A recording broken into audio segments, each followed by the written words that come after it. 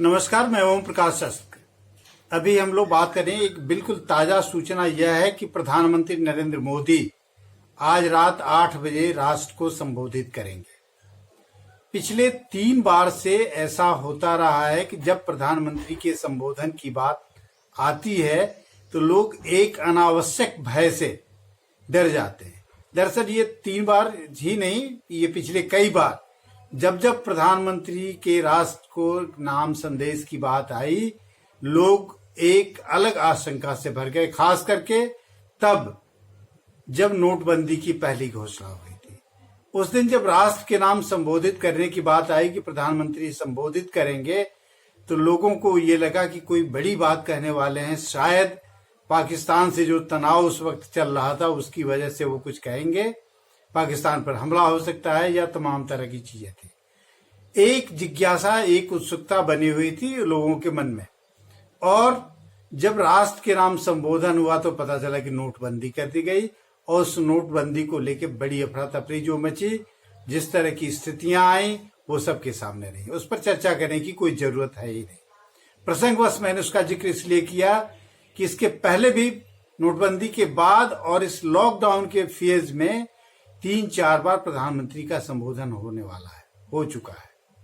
आज उनका फिर संबोधन रात 8 बजे, आज रात 8 बजे प्रधानमंत्री नरेंद्र मोदी राष्ट्र को संबोधित करेंगे।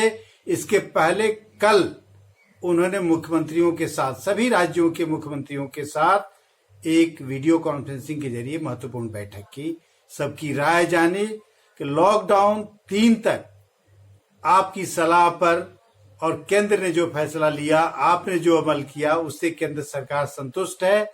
उन्होंने संतुष्टि जताई, उन्होंने माना कि लोगों ने जो किया वो बेहतर किया। अब आज के संबोधन में क्या होगा, इसको लेके अभी से ही सबके मन में आशंकाएं पैदा होने लगी हैं। एक गजब की जिज्ञासा लोगों के मन में है कि आज रात 8 बजे प्रधानमंत्री क्या कहेंगे। लॉकडाउन 4 होगा, नहीं होगा, लॉकडाउन खत्म हो गया या नहीं हो गया।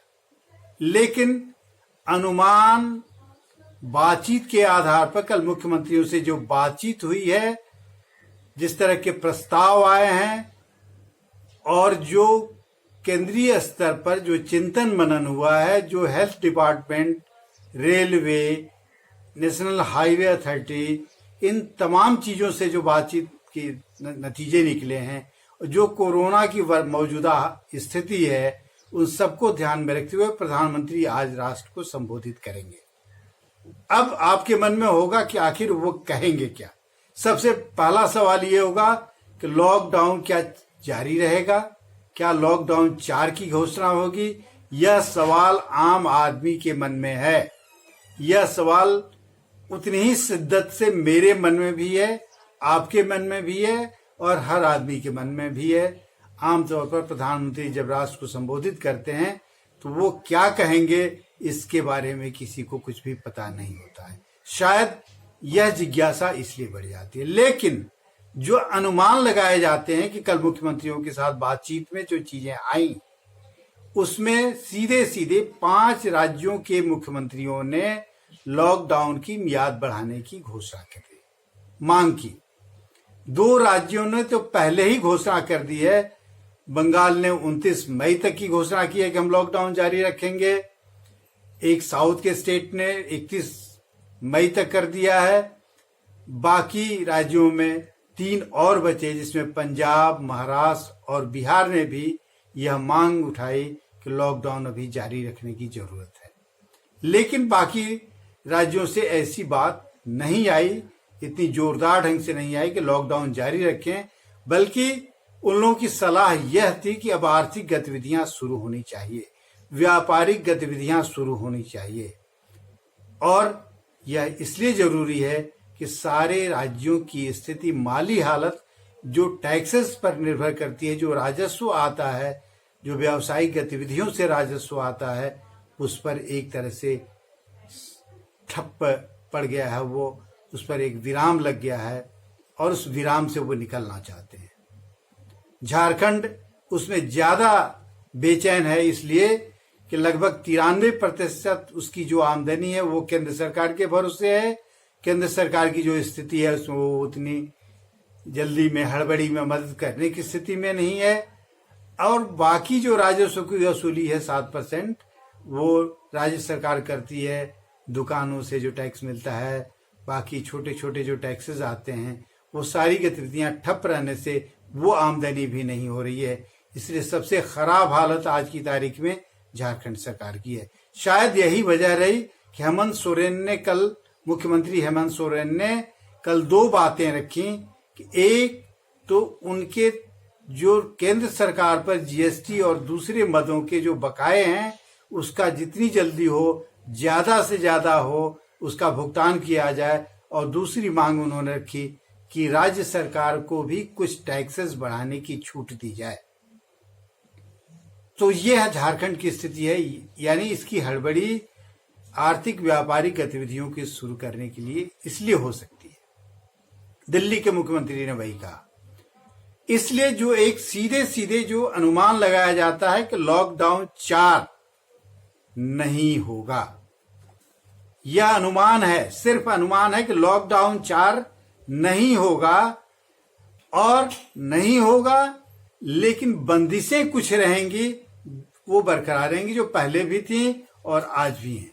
ट्रेनें चलेंगी, सीमित संख्या में चलेंगी, एनएच खोले जाएंगे, सीमित संख्या में गाड़ियां चलेंगी, ट्रांसपोर्टिंग होगी, लोग यात्रा करेंगे, लेकिन सारे सोशल डिस्टेंसिंग का पालन करते हुए करेंगे, सैनिटाइजेशन का पालन करते हुए करेंगे।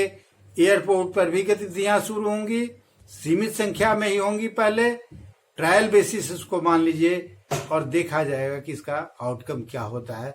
फिर आगे जैसी स्थिति बनती है वैसा होगा। आज अनुमान यही लगाया जाता है कि प्रधानमंत्री यही कहेंगे कि आप 2 गज की दूरी बनाए रखें, यानी सोशल डिस्टेंसिंग का पालन करें। जो और मानक तय किए गए थे कि आपके चेहरे पर मास्क हो, वो मास्क आप जरूर रखें। आप भीड़ न लगाएं। इसलिए मॉल और सिनेमा हॉल जैसी जगहों को अभी बंद रखने की बात कर सकते हैं। हालांकि वो सारा दारोमदार ज्यादा उम्मीद है कि इस बार राज्य सरकारों को थोप देंगे और अपने पास सिर्फ रेलवे, एविएशन यानी हवाई जहाज, NH national authority of India जो है, national highway authority of India, उसके कामकाज को अपने पास रखेंगे।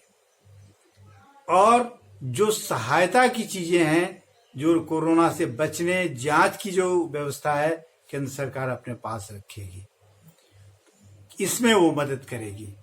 तो अभी तक यही अनुमान है कि लॉकडाउन 3 की तरह बंदिशें बरकरार रहेंगी, कुछ ढील के साथ, कुछ छूट के साथ, लेकिन कंप्लीट लॉकडाउन जिससे हम भयभीत हैं कि हम कहीं फंसे हुए हैं, कहीं जा नहीं सकते हैं, कहीं से आ नहीं सकते हैं, वो सारी चीजें आहिस्ता आहिस्ता तय होंगी। अब राज्य सरकारें तय करेंगे कि एक स्टेट से दूसरे स्टेट में या विद इन स्टेट आपके ही राज्य में एक शहर से दूसरे शहर में जाने की गतिविधियों के लिए वो कौन सा नियम बनाते हैं। इसके लिए मुख्यमंत्रियों को प्रधानमंत्री ने समय भी दिया है कि 15 तारीख तक वो बना के कि ये क्या ड्राफ्ट होगा उनका, कैसे इम्प्लीमेंट करेंगे, वो बना के दें। उसको देखने के बाद असली घोषणा उस दिन होगी। लेकिन आज जो प्रधानमंत्री कर सकते हैं वो सिर्फ यही करेंगे कि लॉकडाउन अब तक जो हुआ उसका आउटकम बहुत ही अच्छा रहा है। लोगों का कोऑपरेशन मिला है, राज्यों का कोऑपरेशन मिला है और हम लोग एक बड़े नुकसान से बच गए हैं। इसलिए एक आग्रह ये हो सकता है उनका कि सोशल डिस्टेंसिंग बरकरार रखें। जो मानक तय किए गए थे उन मानकों का पालन करते हुए आप चलें, दूरी बनाए रखें, भीड़ न करें और राज्य सरकारें अपने हिसाब से ये तय करें कि उनके यहाँ किस चीज की किस हद तक छूट दी जा सकती है और वो क्या दे सकते हैं। आज अभी तत्काल इतना ही। फिर हम लोग शाम में जब घोषणा हो जाएगी तो इस पर एक बार और बातचीत करेंगे बात विभाग के अपने कार्यक्रम में। नमस्कार।